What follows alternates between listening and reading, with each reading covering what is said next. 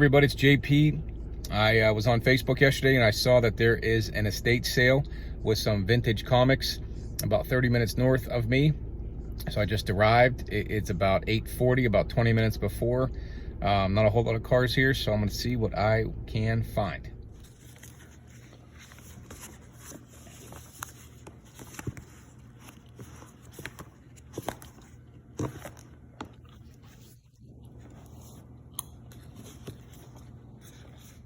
So I'm back from the estate sale. Wasn't in there very long. Parked my car, walked down the driveway. Saw a couple people outside there. Was excited, like I said, when I'm, looking forward to being here with the vintage comics. Never know what you're gonna find. So the woman who was running the estate sale was in the garage with a table and her cash register. And she's told me, pole barn, shed, house, everything's marked. I said, okay, where are the comic books at? And she said, on the kitchen table. So I beeline for the kitchen table and saw the stack on the kitchen table and no one else was in there. So I started leafing through, and behind me, a woman had had come in behind me a few minutes after, and she says, oh, wow, everything has really been picked over. And I said, what do you mean? And she said, oh, well, this estate sale started yesterday. So I was looking at the comics that were left, and I didn't find much.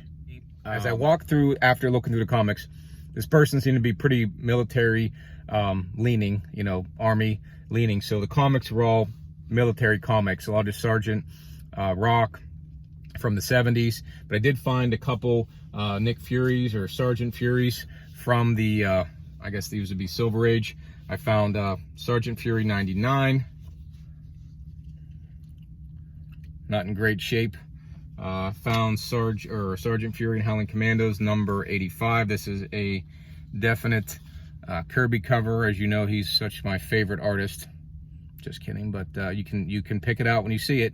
And the last one I got is one that may be of some interest. The infamous villain, the Hitler on the cover. Interesting find here. But nothing tremendous. Not sure. Nothing I'm really looking for. I think I can probably sell these Sergeant Fury ones. Maybe flip these, but I'm not going to get much for them. I think I paid about $1 for them. The best deal might have been this spool of Black & Decker Weed Whacker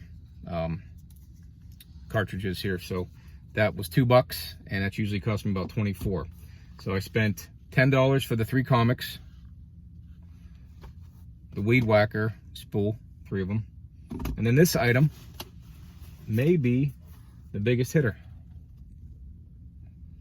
This is Breezy number 44 from 1935. It's in a pulp comic. I saw some comps on eBay for about $200. I got that as well with the group, so $10 for everything. So we'll see. But kind of disappointed.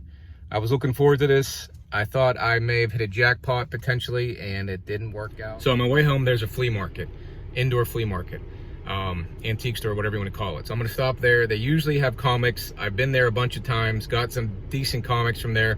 I'm hoping that the vendor has put more comics in, or maybe some toys or something like that. So we'll see what I find.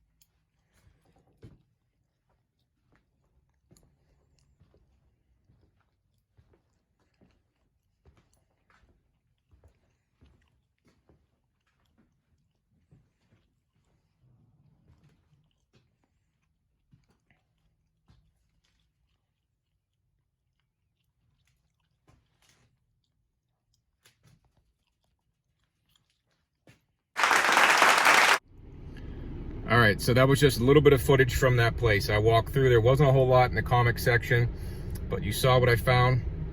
Lobo #1 seems to be in okay shape. Little tear on the bottom right, but for $8, I mean, that's a heck of a find. I think that made my whole trip, finding that book. I mean, that's the first African-American in comics, I believe. So that's huge.